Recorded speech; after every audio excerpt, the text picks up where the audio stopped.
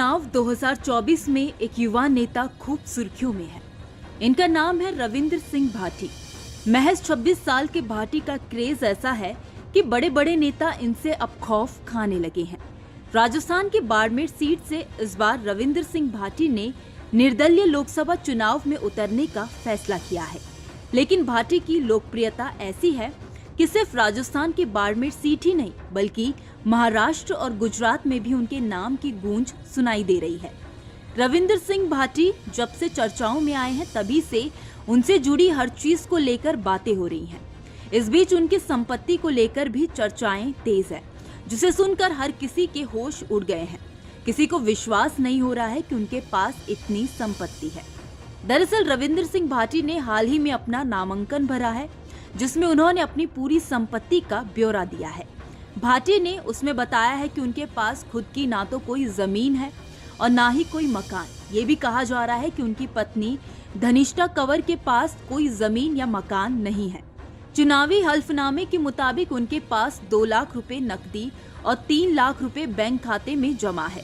गहनों के नाम पर उनके पास केवल 5 ग्राम सोना है, जिसकी कीमत 33,000 रुपए बताई गई है।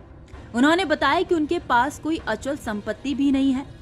हल्फनामे के अनुसार रविंद्र सिंह भाटी से ज्यादा संपत्ति उनकी पत्नी धनिष्ठा कंवर के पास है।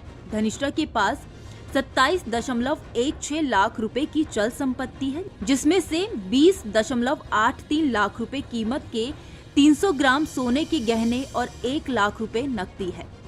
271.33 रुपए बैंक खाते में जमा है। हल्फनामे में रविंद्र सिंह भाटी की तरह उनकी पत्नी के पास भी कोई जमीन या मकान या फिर कोई भी अचल संपत्ति होने से इनकार किया गया है। इसके अलावा भाटी के पास कोई वाहन और हथियार न होने की जानकारी दी गई है। आपको बता दें कि रविंद्र सिंह भाटी ने एक छात्र नेता के रूप में अपना राजनीतिक करियर शुरू किया और बाड़मेर और जैसलमेर के नागरिकों के लिए एक जन नेता बन गए। स्थानीय मुद्दों को लेकर भाटी ने 2024 में होने वाले चुनाव में बाड़मेर लोकसभा से अपनी उम्मीदवारी भी दाखिल कर दी है। 2023 के राज्यसभा विधानसभा चुनाव से ठीक पहले रविंद्र सिंह भाटी बीजेपी में शामिल हो गई। चर्चा तो यहां तक थी कि बीजेपी रविंद्र सिंह भाटी को तत्कालीन सीएम अशोक गहलोत के खिलाफ सरदारपुर सीट से उतार सकती है। हालांकि भाटी बाड़मेर के शिव विधानसभा सीट से टिकट मांग रहे थे, लेकिन हुआ ये कि सरदारपुरा तो क्या उनको बीजेपी ने शिव विधानसभा सीट से भी टिकट नहीं दिया। नतीजा ये हुआ कि रविंद्र सिंह भाटी ने बगावत कर दी और फिर निर्दलीय विधानसभा का चुनाव लड़ने के लिए मैदान में उतर गए।